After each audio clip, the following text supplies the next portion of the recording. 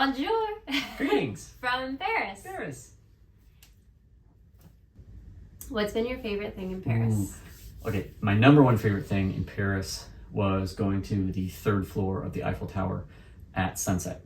We got up there right as the sun just dipped below the horizon, and the sunset here takes like It lasts 5,000 years. Forever. So like on the phone it says that sunset is at 9:45, and that's probably when the sun hits the horizon. But it starts getting beautiful 30 minutes before that, and it is not fully dark until like 11 o'clock. Yeah, probably. And the Eiffel Tower has sensors for the lights to turn on, and I think every time we've been here it's turned on after like 10:06, 10:10, 10:14 is when it finally lit up at night. But it doesn't sparkle until the first 5 minutes at the top of the hour after it's already lit. So if the sensors say it's not dark enough to be lit until 10:06, then the next time it would sparkle wouldn't be until 11. Yeah, so, and then it doesn't sparkle after 11 because I they're think trying it to does conserve. one more time at midnight. Is it? Yeah, so they're trying to conserve energy. I think the last sparkle's midnight. So we've only stayed up once. No, twice to see it sparkle. Once when we went up, and then last night from our room because we got this awesome view. Yes. But that was my favorite. And I was worried at first because knowing on the phone that sunsets at 9:45, I thought that our 9:30 tickets would be too late for sunset, but ended up being perfect. Yeah, it was. And we probably spent at least an Definitely hour up there. Oh yeah, it was worth it. They have a lot of history, pictures and stories that you can read in the tower as well that we enjoyed. We didn't actually look at any of the shops on the first and second floor or look at the restaurants because we spent the whole time on the very top. So that was definitely worth it. And just seeing the city kind of light up in the different areas, seeing some of the different monuments light up was really neat. I think too, for the Eiffel Tower, go before your entry time so that you can walk around the gardens.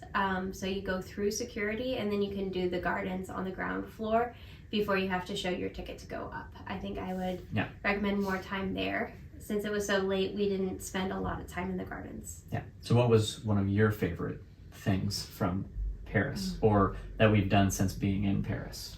So other than the top of the Eiffel Tower, that's probably at the top of our list. Yeah. I really enjoyed the river cruise. Oh yeah, that was nice.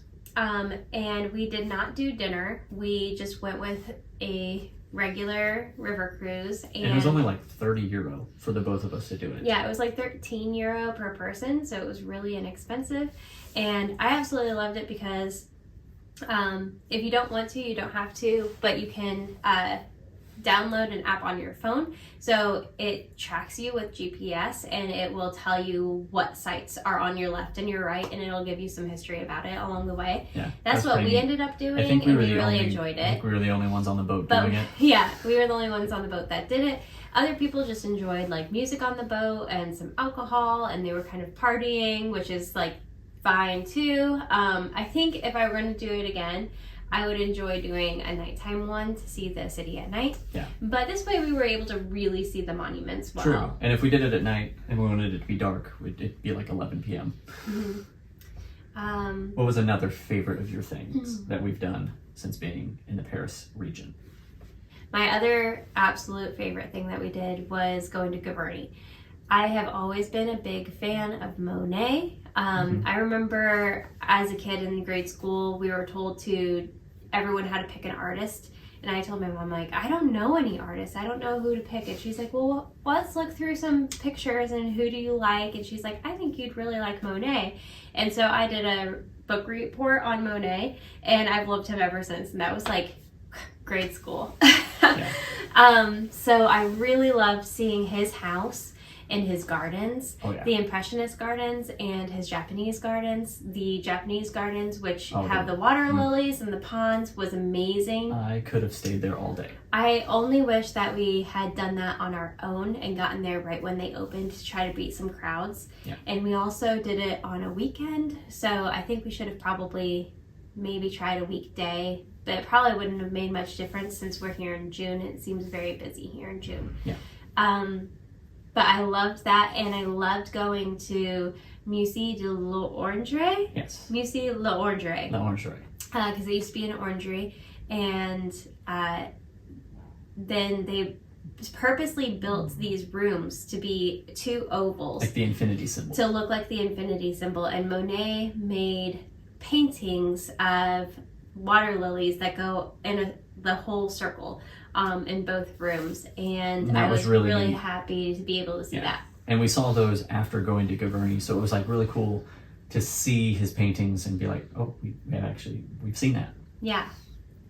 So I really loved that. I think those are my two highlights of Paris, is Gavarni and the Eiffel Tower and the Seine Cruise. That's 3. And these things right here. Yes, from well, Carrette. I thought we'd get to food next. So my favorite food in Paris would be specifically Carrette macarons. We did try macarons somewhere else. The very first It was like the oldest bakery in Paris, and they were not nearly as fresh as Carrette's. They're not all in here because I've been eating them. But they are we've already so had good. 2 boxes of 6, and So we've had 12, and then we bought 16 bought more. 16 more to take with us. What has been your favorite food in Paris? Oh man, We've eaten a lot of sandwiches, a lot of jambon beurre, which is ham and butter, the sandwiches have been good. ham, butter, and cheese. I think the top may have been the steak and fries that we had today, or that one beef we had in Montmartre. That like melted in your mouth. Yes, that was really good. That was at Chez Eugene in Montmartre, and that was very good. And all of the steak and fries we've had has been really good, especially with black pepper sauce. That's how we like it. It's been very good. Yeah. We also had beef burgundy. That was really good. We also did a food tour with No Diet Club, and that was specifically in the La Marais area, which is actually where where we our were first staying. Airbnb was at, and so many good places to eat in La Marais. Lots of really good desserts, lots of really good food. I haven't had a bad meal being in Paris. Yeah, let's talk about a few disappointments. Or surprises. Yes, one disappointment was that we're here in June of 2023, and there is a lot of construction going on. Yes. And a lot of refurbishment and renovations because they're preparing for the Olympics. Yeah, they're hosting the 2024 Olympics here in Paris, and they haven't hosted them in 100 years. Also, there have been lots of strikes and protests, which impacted our day-to-day because the 3 metro stations were completely closed because of a strike. And then we tried to go to the top of the Arc de Triomphe. We had tickets for it and everything. And when we got there, it said that it was just going to have a delayed opening. And we waited around to find out that they were actually on strike all day. Yeah, so they weren't opening at all today. Yeah, and I think there were a few other museums. Thankfully, we weren't planning on attending those today, but those were all on strike too. Yeah. And the protests could have also gotten in the way if you were trying to take the metro or a Or a car. taxi. You had to walk. So that was a little disappointing. But yes, the metro station is so confusing. So let me give you a few tips. Yeah, you'll need them. So first, we tried to buy metro tickets through the automatic machine because it had an English option. And the machine we had didn't have contactless pay. Like, it wouldn't take like a, just wave your card next to it. You had to put your card inside. But when you do put your card inside, it requires a PIN number. But our credit card does not have a PIN number. So there's no way to check out tickets through the machine without a PIN number.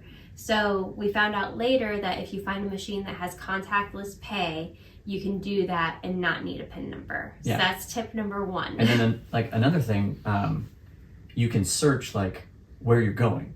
But every time we tried to search the exact stop that we were going to, it never showed up on the thing. Because we're trying to buy a fare from point A to point B. And so it says where you're starting and then type in where you're going. Well, no matter how we worded it, it never had the search results for where we were going.